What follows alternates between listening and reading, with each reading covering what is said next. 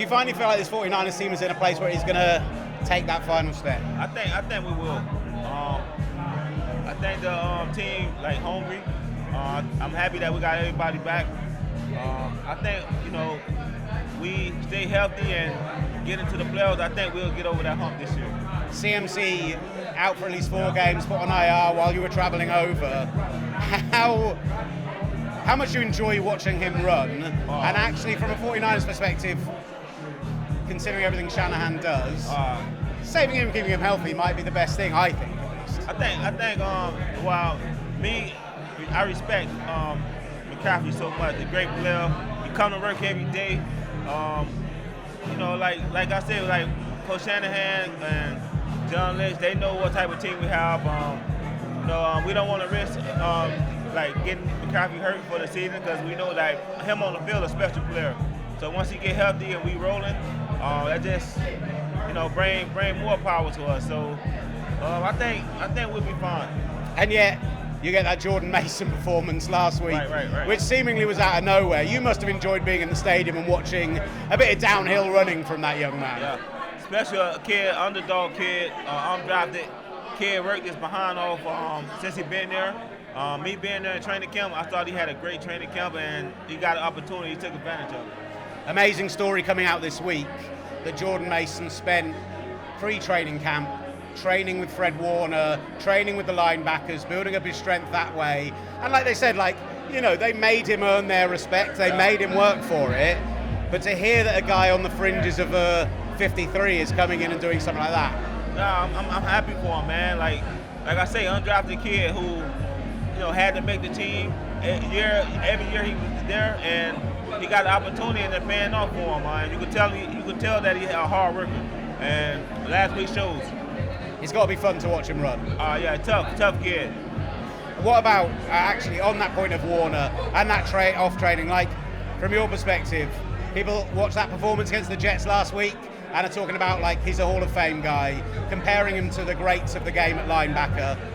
Oh, Fred Warner. Yeah, when you watch Fred Warner and you think about your team with Patrick Willis, Navarro Bowman, do you see those comparisons? He remind me of them guys, man. And like I say, I get to be in the inside, watching him in practice. The way he practice, that shows why he have the type of the games he have, man. Because he take every time he step on the field, he go at it like how you supposed to, 110%. So Fred Warner is a great baller. He had a great game last week, and that's why he won the best linebacker in the league. Would you have loved to have gone up against him? Sort of guy you'd love to have faced up with in. I played against him. Yeah, when I was with the Jets. When you came in with the Jets, of course. So what's that like, facing him on the other side? Well, he was young. It was cool, It was cool. Great. He was a great player, but he was young at the time. Now? He an animal. He a baller, man. Absolutely love it. Look, we said this team would get over the line. I just want to ask from you, we've mentioned it a few times, 16,000 career rushing yards, 4th all-time, 16 years in the NFL. Can you imagine a modern back doing what you've done then? Being able to go those kind of yardage, that kind of distance? It's hard, man. Now, different game. Everybody want to throw the ball. And like you say, they don't respect the running back like they should.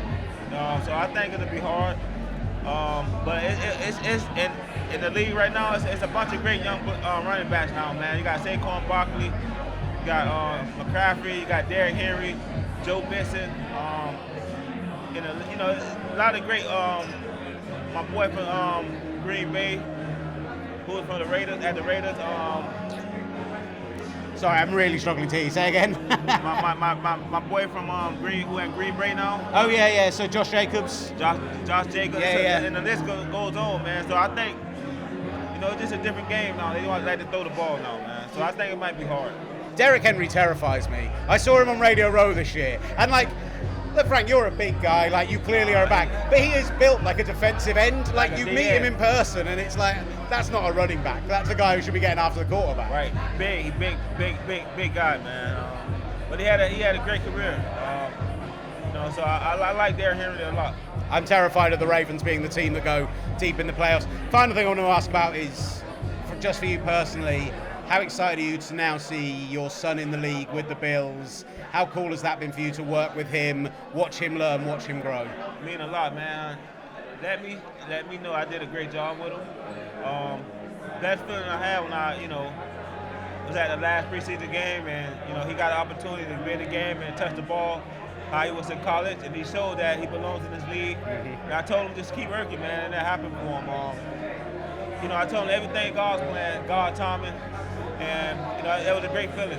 And you can look at a guy like Jordan Mason, who isn't getting snaps in year 1. Year 2, he's being used as a relief back at the end of games. That's why I just gets his opportunity, takes it with both hands, right? That's why I told him keep his head down and just keep working.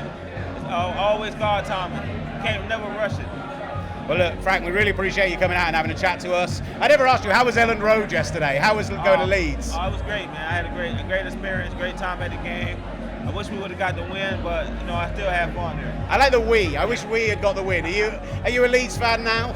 Yeah, I'm part owner of it too. Yeah, I love that. Yeah. Of course you are. So amazing.